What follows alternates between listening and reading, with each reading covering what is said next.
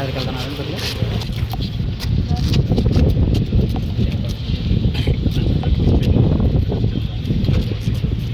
Bag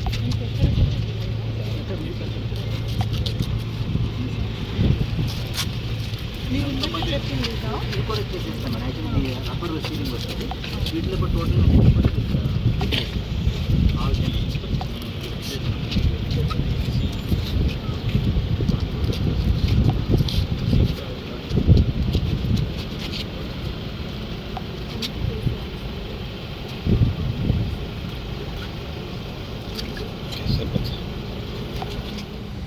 మనకి Gammon bridge మీద మనం చూసాము 57, 58 పిల్లర్ దగ్గర మనకి కొద్దిగా వైబ్రేషన్ ఎక్కువ వస్తుంటే చెక్ చేస్తే అక్కడ బేరింగ్ ఇష్యూ పాడైంది అనేది ఒకటి ఐడెంటిఫై చేశారు ఇంజనీర్స్.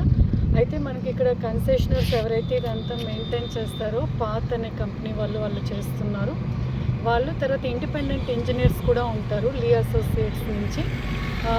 ఈ లీ అసోసియేట్స్ వల్ల మనకి అనుసంధానం గవర్నమెంట్కి ఆ పాత్ కన్సెషనర్స్కి మధ్యలో ఉంటారనమాట.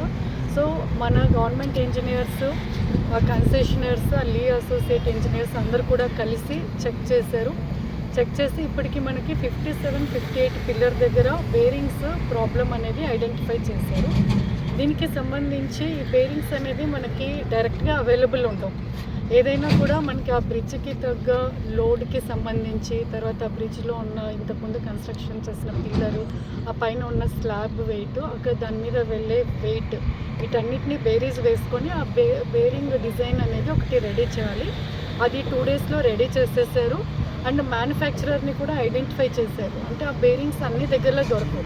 అయితే ఇప్పుడు భోపాల్, పూణేలో ఐడెంటిఫై చేసి అక్కడ ఆర్డర్ ఇచ్చారు. అది బేరింగ్స్ రెడీ అవ్వడానికి మనకి 10 రోజులు పడుతుంది. తర్వాత దాని ఫిట్టింగ్కి మనకి ఒక 5 డేస్ అలా పడుతుంది. అంటే టోటల్గా ఎంటైర్ వర్క్ కంప్లీట్ చేయడానికి మనకి ఒక 2 వారాలు మినిమం టైం అనేది రిక్వైర్మెంట్ ఉంటుంది. సో దానికి తగ్గట్లు చర్చకి ఏర్పాట్లన్నీ జరుగుతూ ఉన్నాయి. ఇంకా తక్కువ టైంలో కూడా దీన్ని ఎలా చేయాలి, అక్కడికి ఒక ఇంజనీర్ని కూడా పంపించారు. సో అక్కడి నుంచి తీసుకొని రావడానికి వెహికల్ మీద కాకుండా మన నీరు లిఫ్టింగ్ చేయడం ఒకటి. సో ఇలా తక్కువ టైంని ఇంకా స్క్వీజ్ చేసి ఇంకా తక్కువ టైంలో చేయడానికి కూడా ఇంజనీర్స్ అన్నీ కూడా రెడీ చేస్తున్నారు.